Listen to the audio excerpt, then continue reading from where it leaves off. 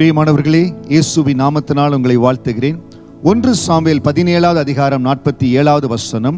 கர்த்தர் பட்டயத்தினாலும் ஈட்டியினாலும் ரட்சிக்கிறவர் அல்ல என்று இந்த ஜனக்கூட்டம் எல்லாம் அறிந்து கொள்ளும். யுத்தம் கர்த்தருடையது, அவர் உங்களை எங்கள் கையில் ஒப்புக் கொடுப்பார் என்றார். சவுலும் சமஸ்த இஸ்ரவேலின் சேனையும் 40 நாட்கள் காத்திருக்கிறாங்க. கோலியாத்துக்கு அவங்க பதில் கொடுக்க முடியல. ஆனால் ஒரு வாலிப மகன் கடந்து வருகிறான். என்ன வித்தியாசம்? கர்த்தருடைய அபிஷேகத்தை சுமந்த மகன், தேவனை நேசிக்கிற, தேவனை நன்கு அறிந்த அந்த வாலிப மகன் கடந்து வருகிறார். அவர் சொல்லுகிறார், கர்த்தர் பட்டயத்தினாலும் ஈட்டினாலும் ரட்சிக்கிறவர் அல்ல. இன்றைக்கு உங்களுக்கு முன்பாக இருக்கிற அந்த சவாலை அதிகாரத்தின் மூலம் தான் சந்திக்க முடியும், பணபலத்தின் மூலம் தான் சந்திக்க முடியும். இப்படிப்பட்டவர்கள் இருந்தா தான் முடியும். இல்லவே இல்லைங்க. இன்னைக்கு உங்களுக்கு முன்பாக இருக்கிற என்ன ஒரு சேலஞ்சா இருந்தாலும் உங்களுக்குள்ள இருக்கிற ஆண்டவர் அதை முறித்து கொடுக்க, அதுல ஜெயத்தை கொடுக்க ஆண்டவர் வல்லமை உள்ளவரா இருக்கிறார். மற்றவங்க சொல்றாங்க நினைத்து பயந்து பயந்து நிற்காதீங்க. சவுலும் அவருடைய ராணுவம் சொன்னது, ஐயோ அவனை சந்திக்க முடியாது, நீ இந்த படை உடைகளை எல்லாம் அணிந்து கொள்ளணும்.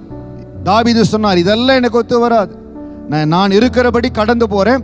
அப்பா என்னோடு இருக்கார், ஏசப்பா என்னோடு வருவார், உங்களோட ஆண்டவர் இருக்கிறார். பல பேர் பல யோசனை சொல்றாங்க. ஆனால் உங்களுக்குள்ள பரிசுத்த ஆவியானவர் என்ன சொல்லுகிறாரோ அதன்படி உங்கள் வழிகளை தேர்ந்தெடுங்க. நீங்க கடந்து போகிற பொழுது சொல்லணும், கர்த்தர் பட்டயத்தினாலும் ஈட்டினாலும் ரட்சிக்கிறவர் அல்ல, அதிகாரங்கள்னால பண பலத்தினால அவர்கள் வார்த்தையினால தான் ரட்சிப்பார் இல்ல. சொல்லுங்க, யுத்தம் கர்த்தருடையது. எப்பவுமே எனக்கு முன்பாக இருக்கிற சவால்கள் எல்லாத்தையும் உங்க கருத்துல கொடுக்கிறாண்டவரே.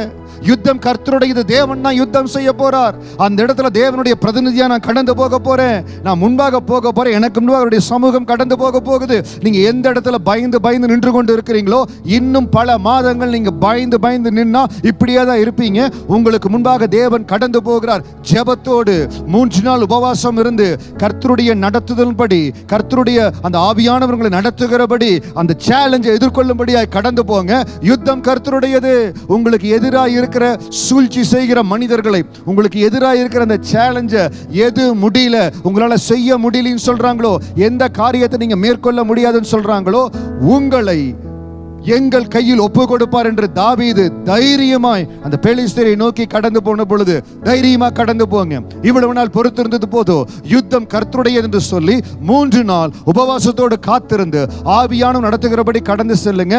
இவ்வளவு நாட்கள் 3 மாசத்தை நீங்க வேஸ்ட் பண்ணிட்டீங்க. 3 மாதங்கள் வேஸ்ட் ஆகிவிட்டது. எதற்காக எவ்வளவு நாள் காத்திருந்தீங்க?